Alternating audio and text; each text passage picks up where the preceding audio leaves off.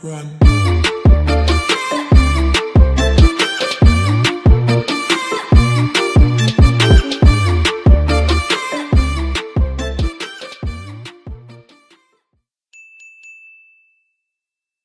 Of course, the Champions League quarter-final first leg. They travel to Old Trafford for that first leg. Interesting looking at the odds for the Champions League quarter-final, because Barcelona are clear favourites, 4-1 on. Manchester United 11-4. Sid, I'll stay with you first on this.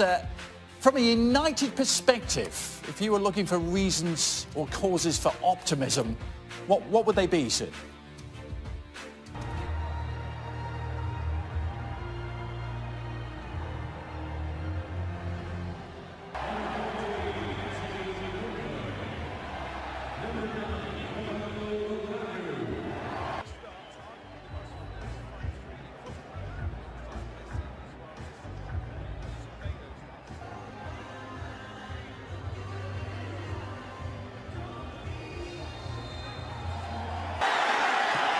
A great ball. That ball took a little bit.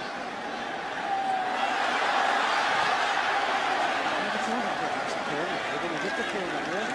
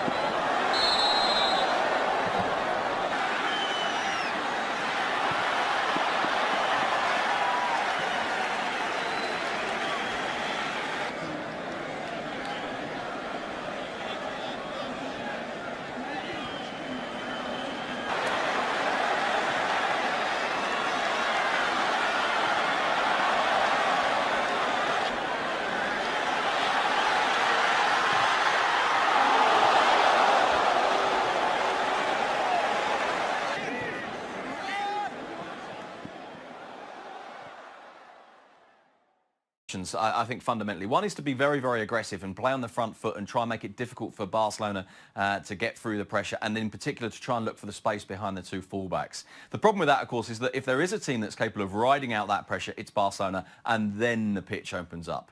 Which, of course, brings you to the other option, which is to park the bus. To park the bus, frustrate, hope you can catch them on the break at some point. And of course, particularly with the pace of Rashford, Manchester United may well feel that that's the best way of going about it. Look for Rashford in behind the fullbacks with an early long ball and park the bus. I must admit, that's what I anticipate United doing. But you know, I say that as someone who follows Barcelona rather than someone who follows Manchester United. Ali, you follow both. From a United perspective, looking at this Barcelona team, what would be your cause for optimism for them? How can they hurt Barcelona? Well, I think that they can look at the times that Barcelona has struggled this season and how teams have made them look vulnerable. And the teams that have made Barcelona look vulnerable are those that are willing to say, you know what, we're going to absorb a lot of pressure from Barcelona. But the moment we get possession of the ball, we're going to get aggressive and we're going to get after Barcelona and we're going to test whether they can defend us in 1v1 situations over distance. We're going to test that Gerard Piqué is the defender that he is. We're going to test that space that Jordi Alba leaves wide open because he likes to add himself into the attack as often as he does. We're going to see if they can defend us in transition. If Manchester United is able to make this game about transition, that's when they have an opportunity. If it's about possession and technical ability on the ball and quality of players on the ball, this is all Barcelona all the time. But if it is about athleticism, Manchester United has an opportunity. It has a similar feel to the last round for United, where they were written off, weren't they, against PSG playing at home and lost the first leg badly at home? Yes, but this is a totally different kettle of fish. I totally agree with Ali. I think that the secret for United is yes, to try and absorb and hit him on the break. But the problem with United is this. If Lukaku plays and they hit him with that out ball, can he hold the ball up? Has he got that ability to hold the ball up? I'm not quite sure whether he has. Is it better to go into the channels with the likes of Lingard and the likes of Rashford? I would suggest that it's best to go that way. But most certainly this game for Manchester United has got to be won. They've got to get on the front foot in that attacking third. Shaka, any optimism? Come on, the United fans are looking to you for some optimism. It's peak swine flu season in Catalonia. I'm really not sure where... Dodgy lasagnas? Yeah, I don't know where to look for optimism for Manchester United here. In all honesty, Manchester United are playing with house money. How they got through against PSG is anybody's guess at this point, especially if you just look at the football as opposed to the scoreline. They're here somehow or the other, nobody's quite sure. And at that time, let's remember, Manchester United were playing well, which we've not been able to say about Manchester.